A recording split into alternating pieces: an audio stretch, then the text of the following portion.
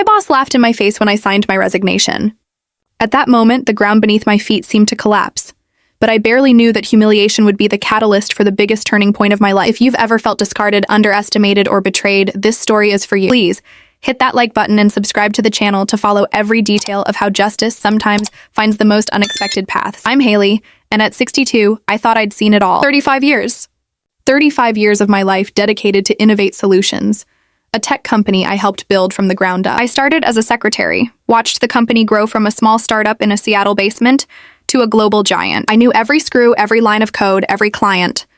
I was the living memory of that corporation, the silent guardian of its secrets and successes.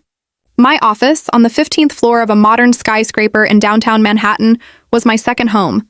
But apparently, memory and experience had become a liability. The new CEO, an arrogant young man named Mark Thompson, in his early 30s, with a plastic smile and eyes that only saw numbers, decided I was too old. The phrase echoed in the cold, impersonal conference room overlooking Central Park, where he handed me the pink slip.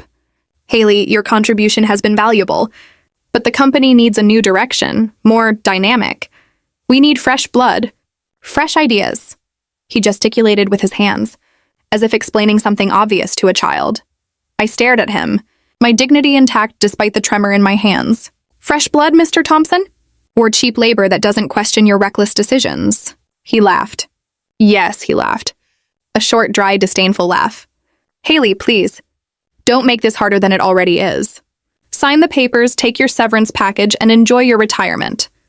You deserve it. The pen felt heavy in my. Each stroke of my signature seemed to tear not just the paper, but also 3.5 decades of my existence. He watched me with an air of superiority, as if he had just won an epic battle.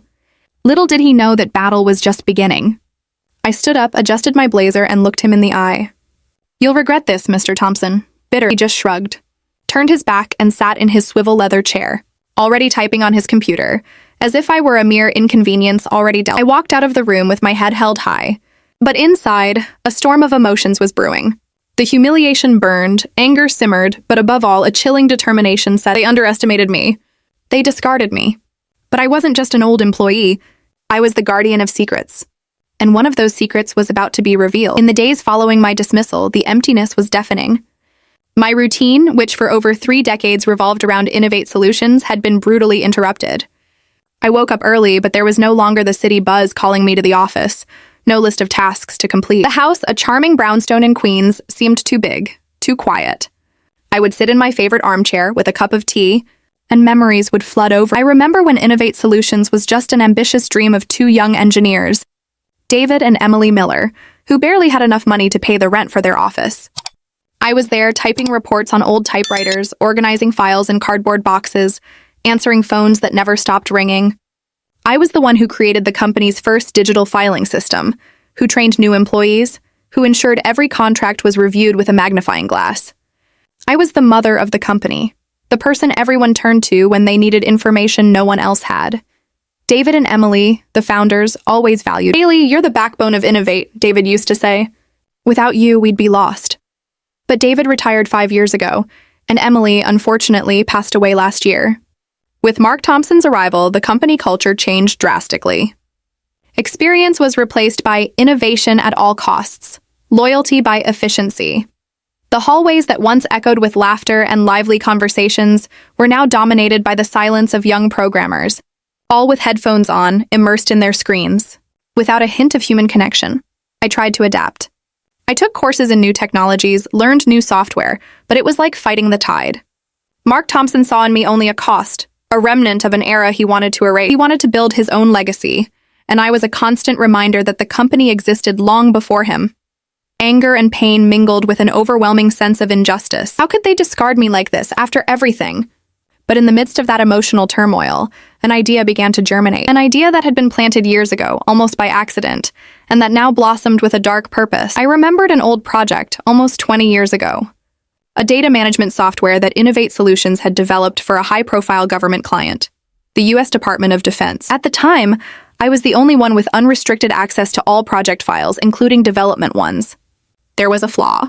A tiny, almost imperceptible flaw that, if activated, could compromise the security of the entire system. I had warned David about it, and he, with his impeccable ethics, assured me the flaw would be corrected before delivery. But for some reason, the correction was never implemented in the final version. I had the documents, the emails, the proof. I kept them, not out of malice, but out of caution, as I did with all important documents. Now that file, forgotten in a corner of my personal hard drive, seemed like a gift from fate. It was my insurance policy, as David used to joke. A policy I was now about to cash in. Mark Thompson's humiliation, his disdainful laugh, all propelled me forward. He wanted fresh blood? He would get it. But it would be the blood of Innovate Solutions itself. That night, insomnia consumed. It wasn't the insomnia of despair, but of anticipation. My plan, once a mere vengeful thought, now took shape, cold and calculated. I sat in front of my computer, the same one David gave me as a gift when I retired from my executive secretary role to take on special project management. I opened the file I had kept for so long. It was a detailed technical report, with codes, diagrams, and most importantly, documentation of the security flaw in the Titan software, Innovate Solutions' flagship product, used by countless government agencies and large corporations, including the Department of Defense. The flaw was a hidden backdoor, an access point that, if exploited, could allow anyone with sufficient technical knowledge to access confidential data. David had told me it was a junior programmer's mistake that would be corrected, but I had Emily's email, the co-founder, confirming that the correction had been indefinitely postponed for strategic reasons, a euphemism for cost-cutting. With steady hands, I drafted the email. The recipient? Mark Thompson. The subject? A final contribution to Innovate Solutions. I attached the file, an encrypted PDF with a password I knew he wouldn't have. In the body of the email, just one sentence. Mr. Thompson, as you said, the company needs a new direction. Here's one you might not have expected. I clicked send. The sound of the email leaving was like a silent thunderclap in my apartment. A mix of adrenaline and apprehension washed over me. What would happen next? I didn't know, but I was ready. The next day, the morning started like any other. I had my coffee, read the newspaper, but my eyes were constantly on the phone. Nothing, no calls, no messages. Did he ignore it? Did the email go to spam? Doubt began to gnaw at my resolve. But then, around 10:30 a.m., my phone rang. It was an unknown number. I answered, and on the other end, Mark Thompson's voice, once so arrogant, was now choked, almost a whisper. Hailey, what is this? I smiled. A cold smile, joyless but full of satisfaction. It's my final contribution, Mr. Thompson, as promised. But this is impossible. How did you get this? No one else had access to these files? His voice was rising, panic evident. I am the living memory of Innovate, remember? I was there when the fresh blood was still in elementary school. I saw things, Mr. Thompson, I kept things. You can't do this! This will destroy the company. It will destroy everything. And what did you do to me, Mr. Thompson? Wasn't that destroying everything? The difference is, I didn't laugh in your face while doing it. He was silent for a moment. A silence heavy with terror. What do you want, Hailey? Money? I'll give you whatever you want. Just don't release this. It's not about money, Mr. Thompson. It's about justice. And about the fact that you underestimated the too old woman you fired. I hung up the phone, feeling my heart pound. I could almost see his face, white with terror, as he stared at the computer screen. The attached file revealing the abyss he had ignored. Innovate Solutions, the company he thought he controlled, was now on the brink, and the fall would be spectacular. The phone rang again, but this time I ignored it. It wasn't about conversations anymore. It was about consequences. I sat in my favorite armchair, watching the street outside, and imagined the chaos unfolding in the Innovate Solutions offices. Mark Thompson, the young CEO who had discarded me like a museum piece, must have been in a panic. And the image of his face, white with terror, brought me a bitter yet undeniable satisfaction. It wasn't long before news began to trickle out. First, a small article in an obscure tech blog mentioning rumors of a serious vulnerability in Innovate Solutions' Titan software. Then, a tweet from a renowned cybersecurity analyst questioning the integrity of the company's products. The snowball was starting to roll. I received a call from Sarah, my former colleague and longtime friend at Innovate, who still worked there as a project manager. Her voice was choked, almost hysterical. Hailey, what's going on? It's hell here! Mark is yelling at everyone, the lawyers are running around, and the phones won't stop ringing. Major clients are threatening to cancel contracts. Sarah, I'm sorry you're going through this, I replied, my voice calmer than I actually felt. But some things need to come to light. But Hailey, what is this backdoor they're talking about? What did you do? I didn't do anything, Sarah. I just revealed a truth that had been hidden for years. A flaw that David and Emily knew about, but which was ignored for convenience. And which Mark, in his arrogance, never bothered to investigate. Sarah was silent for a moment. So, it's true? The software the Department of Defense uses has a flaw? Worse than that, Sarah, it has a backdoor. One I documented almost 20 years ago, and which was never fixed. I have the proof. Her sigh on the other end of the line was heavy. My God, Hailey. This is huge. The company won't survive this. Perhaps it shouldn't, I retorted, my voice firm.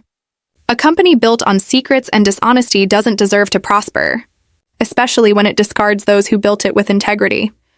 I hung up the phone, feeling the weight of my decision. I wasn't happy about Sarah's suffering, but Innovate Solutions under Mark's leadership had become something I didn't recognize. It was time for a cleanup. And I, the too old woman they had fired, would be the cleaner. The news of the vulnerability in the Titan software quickly exploded. The tech blog that had published the initial rumor now had a headline in bold letters. Former employee reveals critical flaw in Defense Department software. The why. Article cited internal sources and mentioned the existence of documentary evidence detailing intentional backdoor. I knew I couldn't stop there. Mark Thompson would try to cover it up, blame a junior programmer, or even try to discredit me. I needed to ensure the truth reached the right ears. Beyond question, I remembered an old contact, an investigative journalist for the New York Times, named Arthur Jenkins, whom I had met years ago at an industry event. He always told me to look him up if I had a story that could shake the corporate world. Well, Arthur, your story has arrived. I sent him a concise email, with the same encrypted attachment I sent to Mark, but with a different password and a detailed explanation of how the flaw worked and why it had never been fixed. I included copies of emails from David and Emily, showing that previous leadership was aware and that the decision not to fix the flaw was strategic, not a mere error. In less than an hour, my phone rang. It was Arthur. His voice, usually calm and thoughtful, was charged with excitement. Hailey, you have a bombshell on your hands.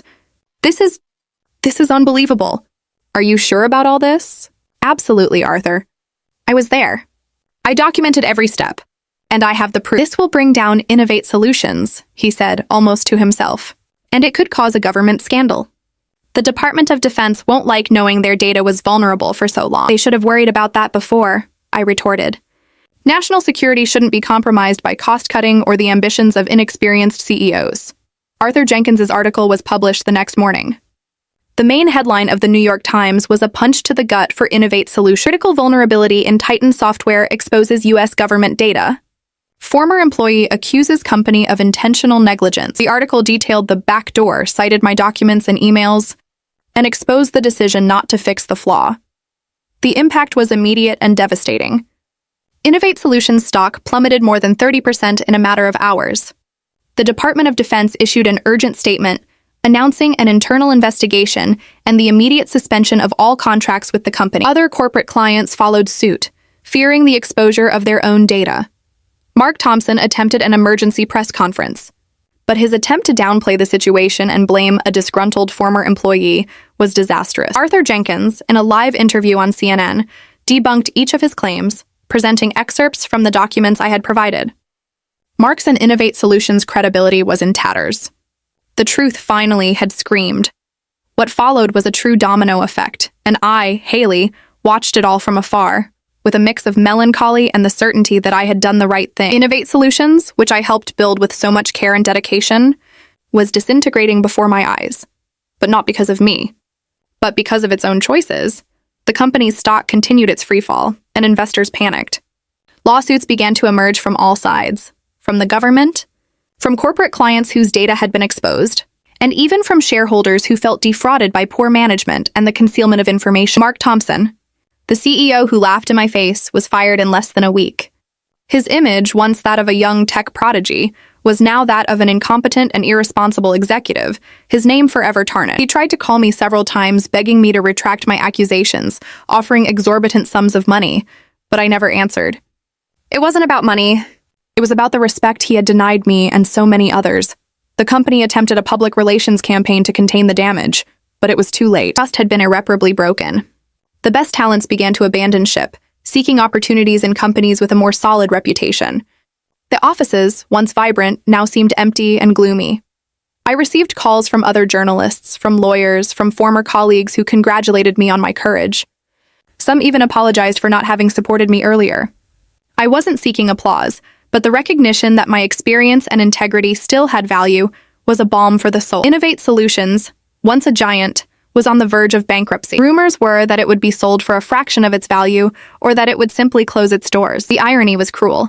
The company Mark Thompson wanted to modernize and dynamize was being destroyed by the same mentality of discard and lack of ethics that he represented. I felt no joy in the ruin, but a deep sense of justice. The revenge wasn't sweet, it was necessary. It was proof that experience, loyalty, and integrity cannot simply be discarded without consequences. The lesson Mark Thompson and Innovate Solutions learned was harsh, but deserved. And I, Hailey, the woman they considered too old, was responsible for teaching it. The final fate of Innovate Solutions was sealed. The company was declared bankrupt, its remnants bought by a smaller conglomerate, interested only in some of its less controversial patents. The name Innovate Solutions disappeared from the corporate landscape, a bitter reminder of how greed and arrogance can destroy even the most solid foundations. And Mark Thompson? His fall was spectacular. In addition to being fired without severance, he faced lawsuits for mismanagement and concealment of information. His professional reputation was destroyed, and he became an execrated figure in the tech industry. Rumors said he was struggling to find any job, his youth and dynamism now seen as inexperience and irresponsibility. The disdainful laugh he gave me in the conference room had turned into an awkward silence. My life, on the other hand, was flourishing. I accepted David's offer and became a senior consultant at his new company, Integrity Cyber. My deep knowledge of Innovate Solutions systems and history was crucial in helping David protect clients who had been affected by the Titan flaw. I was working again, but this time with renewed purpose and alongside people who valued wisdom and experience. One sunny afternoon, as I was reviewing a report in my new office, with a stunning view of the Hudson River, David walked in with a smile on his face. "Hailey, you won't believe who I ran into." "Who?" I asked, curious. "Mark Thompson. He was trying to get an internship at one of the companies we're consulting for. Apparently he needs a new direction for his career." David laughed, but this time it was a genuine laugh, without malice. He recognized me and tried to hide. But I called him over. I asked him how he was doing. He seemed broken. I felt a shiver. The image of the arrogant young man who fired me contrasted sharply with the broken man David described. Justice indeed had been served. Not directly by my hand, but by the inevitable consequences of his own actions. I told him, David continued, that life has a funny way of teaching us lessons, and that sometimes the people who seem too old are the ones with the most valuable lessons to teach. The true redemption didn't come from Mark's ruin, but from my own rebuild. I had proven to myself and to the world that age does not define ability, that experience is an invaluable asset, and that integrity is the foundation of any lasting success. I wasn't just a survivor. I was a force to be reckoned with. Today, at 65, my life is more fulfilling and meaningful than ever. Integrity Cyber thrives, and I am a fundamental part of its success. My story has become a case study in business schools, an example of how ethics and experience can prevail over greed. I hold no grudge against Mark Thompson. In fact, sometimes I think of him and hope he has found his own path to redemption. The lesson he taught me, the initial humiliation, was the push I needed to reinvent myself and fight for what I believed in. My home in Queens is now full of life again. My grandchildren visit me on weekends, and I teach them about the importance of honesty, hard work, and never underestimating the power of wisdom. They see me as a strong grandmother, a woman who faced adversity and emerged victorious. The story of Innovate Solutions is a constant reminder that no company, no matter how large, can afford to discard experience and integrity. And no person, no matter how old, should accept being underestimated. That email, sent in a moment of pain and determination, wasn't just an act of revenge, it was a cry for justice. A reminder that a person's worth doesn't diminish with age, but deepens with experience. It was proof that, sometimes, the greatest strength lies in those who are silently observed and wrongly discarded.